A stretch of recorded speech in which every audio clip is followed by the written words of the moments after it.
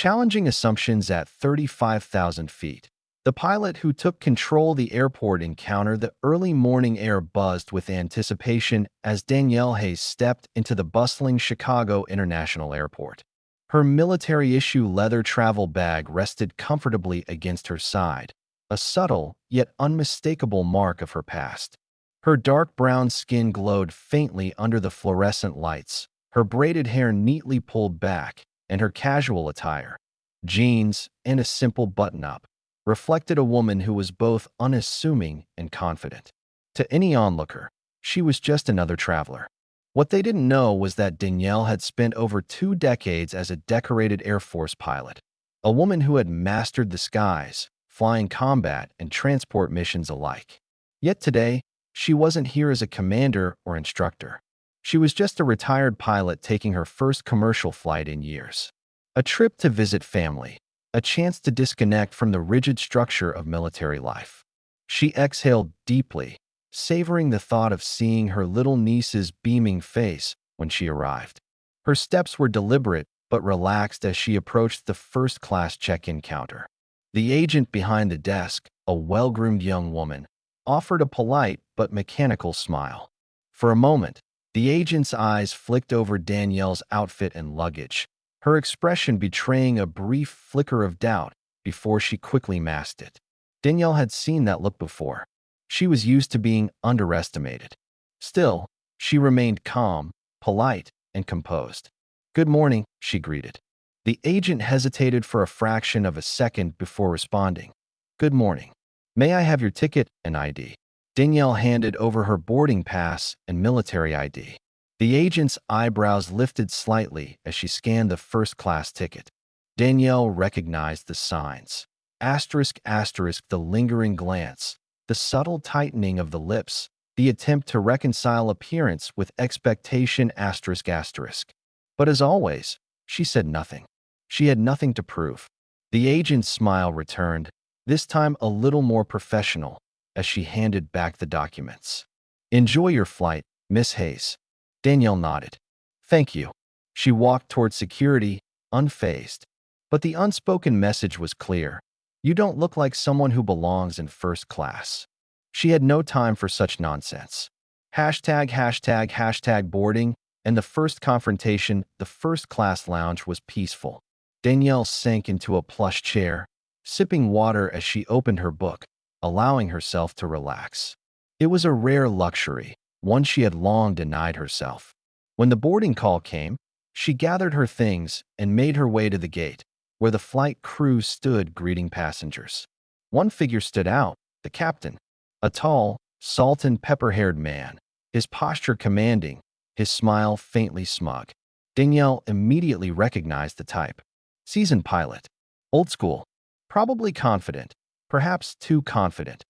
Asterisk, asterisk, she handed her boarding pass to the gate attendant. But as she stepped onto the plane, she felt the captain's eyes linger on her. His expression was unreadable, but there was an intensity to his gaze. Danielle chose a window seat in the first-class cabin, settling in effortlessly. But before she could fully relax, the captain approached her seat. "Excuse me, ma'am," he said, his voice measured but carrying an undercurrent of something more. Danielle looked up, her expression neutral. "Yes, Captain. Are you sure this is your seat?"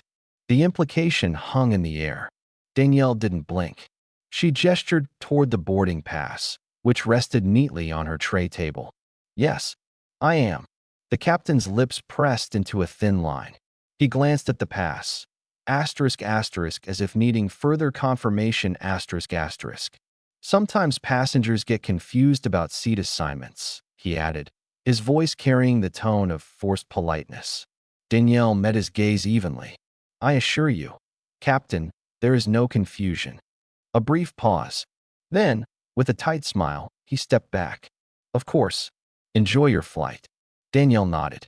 She had a feeling this wouldn't be the last she'd hear from Captain Nathan Briggs. Hashtag, hashtag, hashtag, a crisis unfolds at 35,000 feet. The plane roared to life, ascending smoothly into the clouds.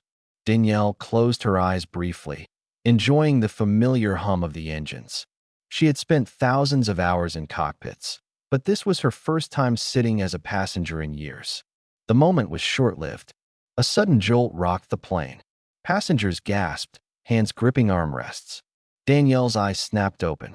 She immediately recognized the signs. This wasn't routine turbulence. She listened closely, her finely tuned instincts catching something off.